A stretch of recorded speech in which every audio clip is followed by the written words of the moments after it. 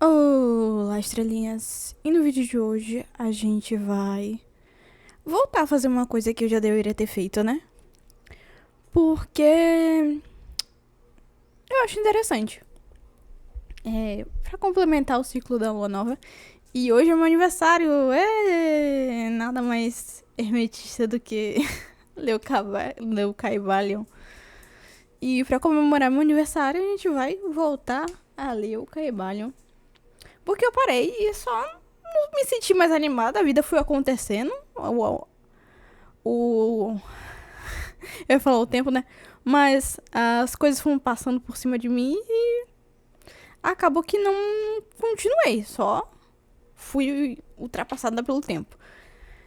E eu parei na transmutação mental e a gente vai ler o capítulo 4, que é o todo. Então vamos lá. Capítulo 4, o todo. Sobre as aparências do universo, do tempo, do espaço e da mobilidade, está sempre encoberta a realidade substancial, a verdade fundamental, o Caibalion. Substância. Não. Lendo certo. A substância é aquilo que se oculta debaixo de todas as manifestações exteriores, a essência, a realidade essencial, a coisa em si mesma, etc. Substancial é aquilo que existe atualmente, que é elemento essencial, que é real. A realidade é o estado mental, verdadeiro, permanente, duradouro, atual, de um mente. Debaixo e dentro de todas as realidades. Se um baiano não visse isso, ele ia dizer lá ele umas 300 vezes. De todas as aparências ou manifestações exteriores. Sempre houve uma realidade substancial. Esta é a lei. O homem, considerando o universo de que é simplesmente uma partícula, observa que tudo se transforma em matéria, em forças e em estados mentais. Ele conhece que nada é real, mas que, pelo contrário, tudo é móvel e condicional. Nada está parado, tudo nasce, cresce e morre. No momento em que uma coisa chega ao seu auge, logo começa a declinar. A lei de ritmo está constante. A lei do ritmo está em uma constante ação. Não há realidade, qualidade duradoura, fixidez ou substancialidade em qualquer coisa que seja. Nada é permanente. Tudo se transforma. O homem que observa as leis do universo vê que todas as coisas evoluem de outras coisas e resolve-se em outras, vê uma constante ação e reação, um fluxo e refluxo, uma criação e destruição, o nascimento, crescimento e a morte. Nada é permanente, tudo se transforma. Se esse homem for um pensador ativo, ele realizará todas essas coisas mutáveis, que serão, contudo, aparências ou manifestações exteriores da mesma força, da mesma realidade substancial. Uma música que fala basicamente disso, eu não sei se vocês conhecem Hora de Aventura, né?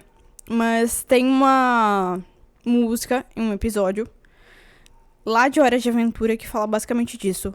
Tudo permanece bem onde você deixou. Tudo permanece, mas ainda muda, bem levemente, de dia e de noite. O sutil acontece quando tudo permanece.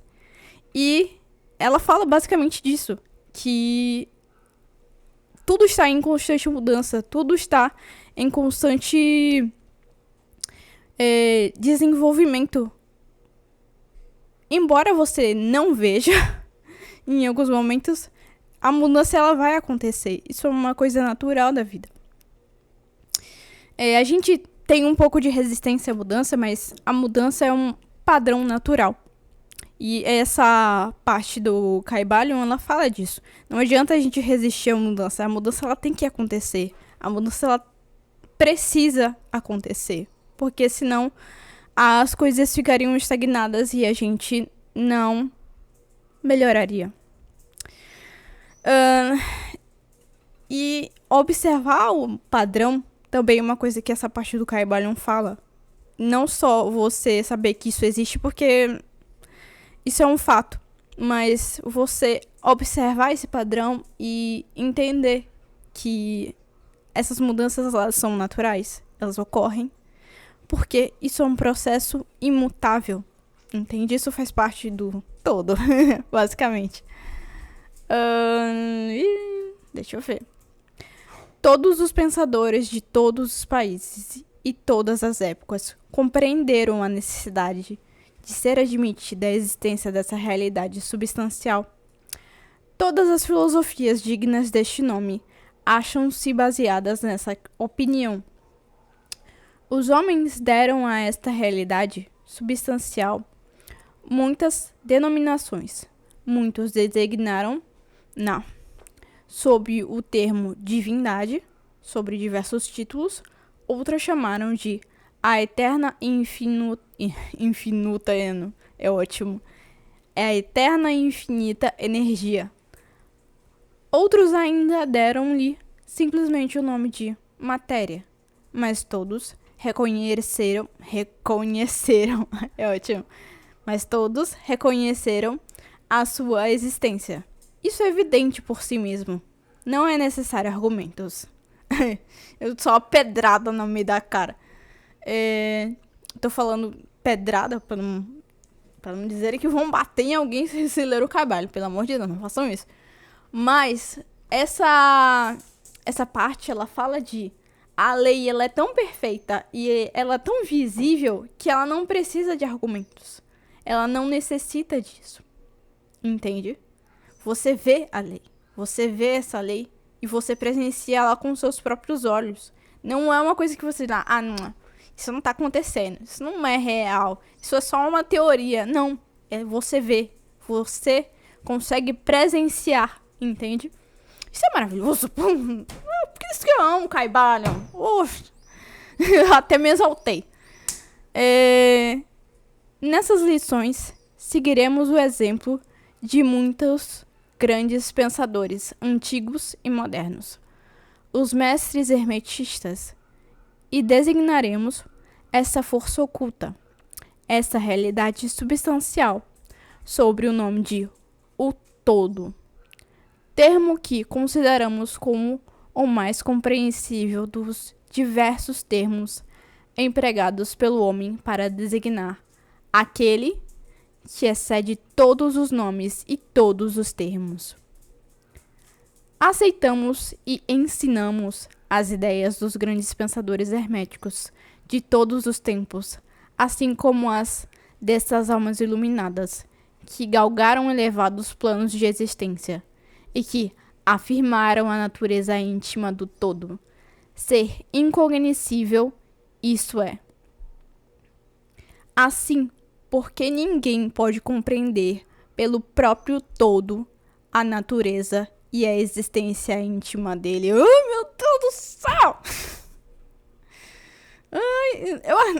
Gente, não dá pra exprimir isso em palavras. Não dá.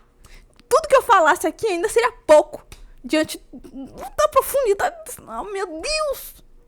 Entendem? Deus!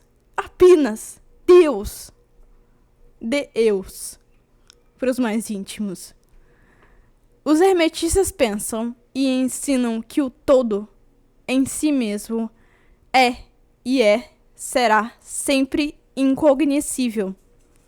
Eles consideram todas as teorias, conjecturas e especulações dos teólogos e metafísicos a respeito da natureza íntima do todo como esforços infantis das mentes finitas para compreender o segredo do infinito.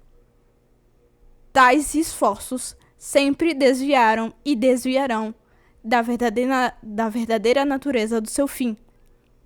Uma pessoa que prossegue em tais investigações vai, de círculo em círculo, no labirinto do pensamento, prejudicar o seu são raciocínio, a sua ação e a sua conduta, até ficar totalmente inutilizada para o trabalho da vida. É como o esquilo, que furiosamente corre dentro da redondeza da sua gaiola, caminhando sempre, sem nunca chegar em parte alguma, e parando só quando se assusta e é, enfim, um prisioneiro. É aquela coisa que o Crowley falou, né? Os escravos servirão, né? Profundo, meu Deus. Cada palavra aqui tem dá um nervoso tão grande de você não conseguir dizer nada. E ao mesmo tempo é tudo. E ainda assim não é nada. Ai, meu Deus. Eu vou passar mal, gente. Porém, são ainda mais presunçosos os que atribuem ao todo a personalidade, as qualidades e propriedades, característicos e atributos deles mesmos. E querem que o todo tenha emoções, sensações e outros característicos humanos que estão abaixo das pequenas qualidades do gênero humano, tais como a inveja, o desejo de lisonjas e louvores, desejo de oferendas e adorações e todos os outros atributos que sobrevivem desde a infância da raça. Tais ideias não são dignas de pessoas maduras e vão sendo rapidamente abandonadas. Vem a propósito dizer que fazemos distinção entre a religião e a teologia, entre a filosofia e a metafísica. A religião, para nós, não é a realização institucional da existência do todo e sua relação para com ele, ao passo que a teologia representa o esforço do homem em atribuir-lhe personalidade, qualidades e características. As teorias a respeito dos seus negócios, planos, desejos e vontades, e as apropriações de tudo isso para o ofício de mediadores entre o todo e o povo.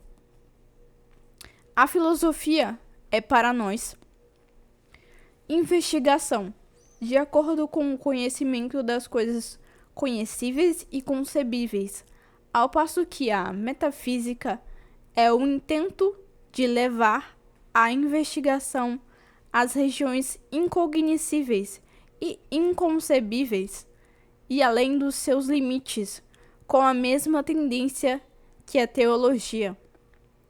Por conseguinte, a religião e a filosofia são para nós coisa que tem o seu princípio na realidade, ao passo que a teologia, a metafísica, parecem delgados caniços. O que é delgados caniços? Eu não faço a mínima ideia. Deixa eu ver. Delgados caniços. Caniços. É uma espécie de grama, gente. Caniço tem vários significados. Pode referir-se a uma cana fina e comprida, lá ele, como a de pesca ou planta gramínea. É tipo um tipo de grama bem curta. Então ele tá falando que a teologia e a metafísica parecem uma espécie de grama bem curta. Parece que ele faz uma analogia com delgados caniços com a questão de elas são apenas o começo. Vocês ainda não desenvolveram tudo o que deveriam ou mesmo estão ainda começando. Basicamente isso.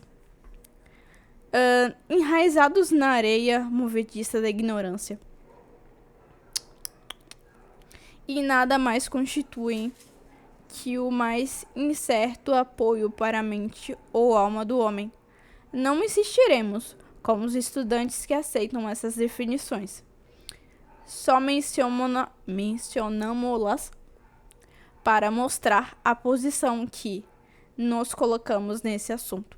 Seja como for, falaremos muito pouco sobre teologia e metafísica. Mas, enquanto a natureza essencial do todo seja incognoscível, existem certas verdades conexas com a sua existência que a mente humana sempre foi obrigada a aceitar. E o exame dessas verdades forma um assunto próprio para investigações, mormente quando elas concordam com o testemunho do iluminado nos planos superiores. Nós vos convidamos a fazer estas investigações. Aquele que é a verdade fundamental, a realidade substancial, está fora de uma verdadeira dominação, mas o sábio chama-o o todo. Caibalho. Na sua essência, o todo é incognoscível. Caibalho. Mas os testemunhos da razão devem ser hospitaleiramente recebidos e tratados com respeito. Caibalho. A razão humana, cujos testemunhos devemos aceitar ao raciocinar sobre alguma coisa, nos diz sobre o seguinte respeito do todo. Mas pretender levantar o véu do incognoscível. Eu não entendi essa parte. A razão humana, cujos testemunhos devemos aceitar ao raciocinar sobre alguma coisa, nos diz o seguinte a respeito do todo, mas sem pretender levantar o véu do incognoscível. Ah, entendi. Basicamente, ele tá falando que a gente pode confabular. É interessante que a gente pense sobre isso, mas sem tentar levantar o véu, entende?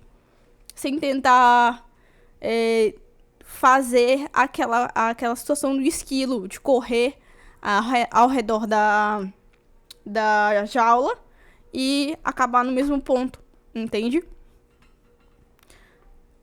O todo é tudo que é real. Nada pode existir fora do todo. Porque, do contrário, o todo não seria mais o todo. É meio óbvio, né? Mas ok. O todo é finito. Porque não há quem defina, restrinja e limite o todo. É infinito no tempo ou eterno. Existiu sempre, sem cessar. Porque não há o que pudesse criar. E se ele não tivesse existido, não poderia existir agora. Existirá perpetuamente, porque não há quem o destrua, e ele não pode deixar de existir. Porque aquilo que é alguma coisa não pode ficar sendo nada. É infinito no espaço, está em toda parte, porque não há lugar fora do todo. É contínuo no espaço, sem cessação. Superar não. Separação ou interrupção. Porque nada há que separe, divida ou interrompa a sua continuidade. E nada há para encher lacunas. É infinito ou absoluto em poder, porque não há nada para limitá-lo, restringi-lo ou condicioná-lo. Não está sujeito a nenhum outro poder, porque não há outro poder. O todo é mutável, ou não, está sujeito a ser mudado na sua natureza real. Nada que possa operar mudanças nele. Nada há em que possa ser mudado, nem nada que tenha sido mudado. Não pode ser aumentado ou diminuído, nem ficar maior ou menor, seja qual for o motivo. Ele sempre foi e sempre será, tal como é agora, o todo. Nada houve, nada há e nada haverá em que ele possa ser mudado. O todo é o todo, né, basicamente. Eu fico maluca com isso. o todo sendo infinito, absoluto, eterno e imutável. Segue-se que tudo o que é finito, passageiro, condicional e imutável não é o todo.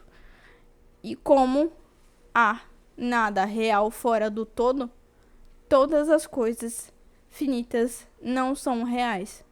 Não deveis ficar admirados e espantados das nossas palavras. Não queremos levar-vos à ciência cristã fundada sobre a parte inferior da filosofia hermética.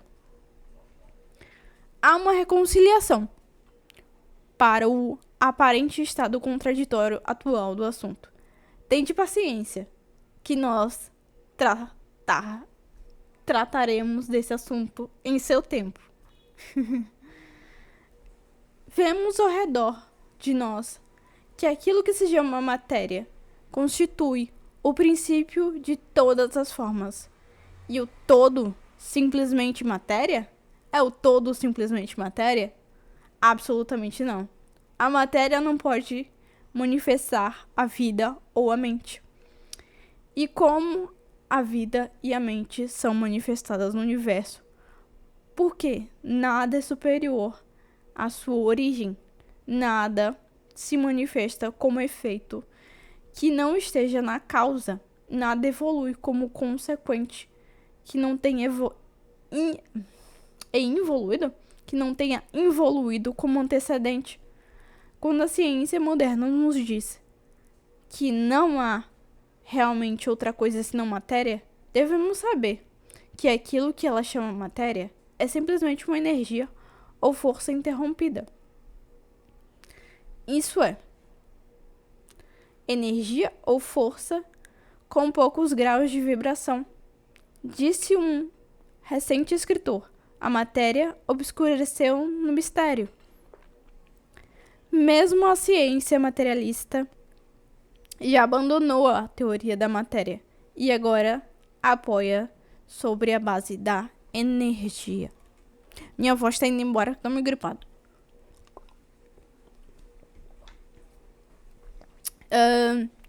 Então, o todo é simplesmente energia ou força? Não é energia ou força como materiais empregam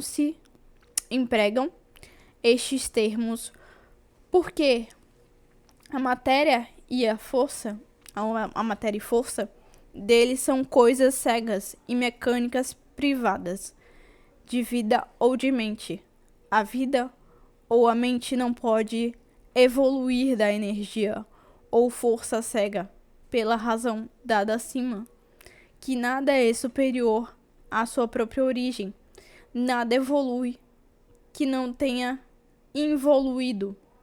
Nada se manifesta como efeito que não tenha a sua causa. E assim, o todo não pode simplesmente... meu Deus. E assim, o todo não pode ser simplesmente energia ou força. Porque, se assim fosse, não teria existência a vida e a mente.